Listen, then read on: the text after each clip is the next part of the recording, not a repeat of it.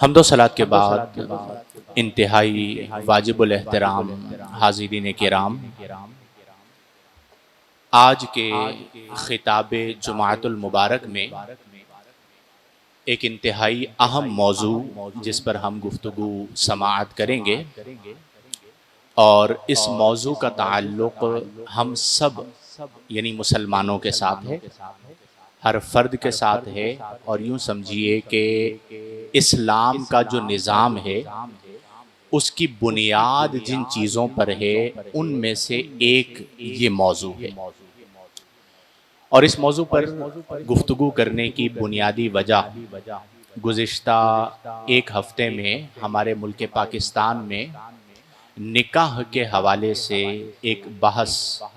Media پر، social media پر زیر بحث آئی، اور مختلف مفکرین نے اپنی اپنی آراء کا اظہار کیا، اور اس کی بنیاد ایک بیان بنا جس میں یہ کہا گیا کہ جی مجھے یہ سمجھ میں نہیں آتا کہ نکاح کی کیا ضرورت ہے، نکاح کیوں کیا جاتا ہے، اگر آپ کسی کے ساتھ رہنا چاہتے ہیں تو ویسے ہی پارٹنرشپ اختیار کر لی جائے۔ اور پھر اس کے بعد ایک پورا پاکستان اس بحث کی لپیٹ میں آ گیا۔ پہلی بات ایک ذہن نشین رکھیں کہ اس طرح کے بیانات، اس طرح کی سوچ، اس طرح کی فکر جو اسلام کی بنیادی تعلیمات کے خلاف ہو، وقتاً فوقتاً آتی رہتی ہے، وقتاً فوقتاً، چونکہ جو مغربی کلچر ہے، اور واضح الفاظ میں آپ یوں کہیں کہ جو یہود و نصارہ ہیں،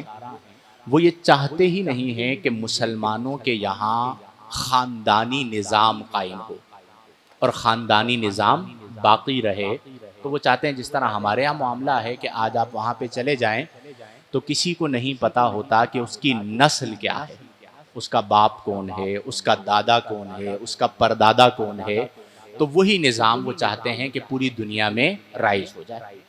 لیکن الحمدللہ ہم پر یہ اللہ کا فضل ہے کہ اللہ نے ہمیں اپنے پیارے محبوب کی غلامی عطا فرمائی ہے، اور غلامی رسول کی وجہ سے آج بھی الحمدللہ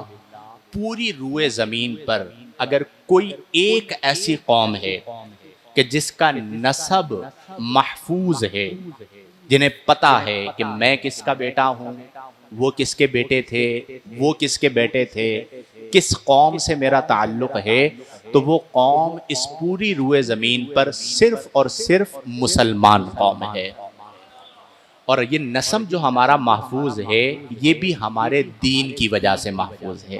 ہمارے اسلام کی وجہ سے محفوظ ہے۔ اسلام میں لہٰذا اس طرح کے جب بھی بیانات آئیں تو میری تو ذاتی رائے یہ ہوتی ہے کہ اس میں الجھنے کی ضرورت نہیں ہے۔ اگر کوئی یہ کہتا ہے کہ نکاح کو میں نہیں مانتا تو اس کا مطلب ہے کہ وہ یہ کہہ رہا ہے کہ قرآن میں جو اللہ نے فرمایا انکحوا، تم نکاح کرو، وہ اس آیت کو نہیں مانتا۔ قرآن میں جو اللہ فرما رہا ہے کہ وَلَقَدْ أَرْسَلْنَا رُسُلًا مِّن قَبْلِكَ، کہ ہم نے آپ سے پہلے بھی رسولوں کو بھیجا،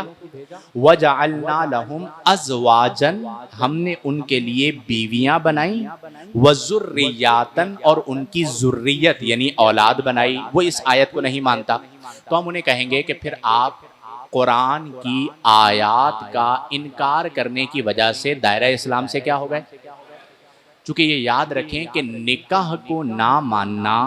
یہ اسلام کو نہ ماننے کے مترادف ہے۔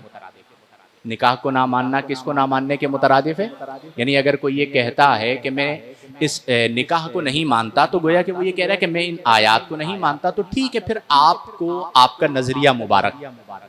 ہمارا آپ سے کوئی تعلق نہیں اور آپ کا ہم سے،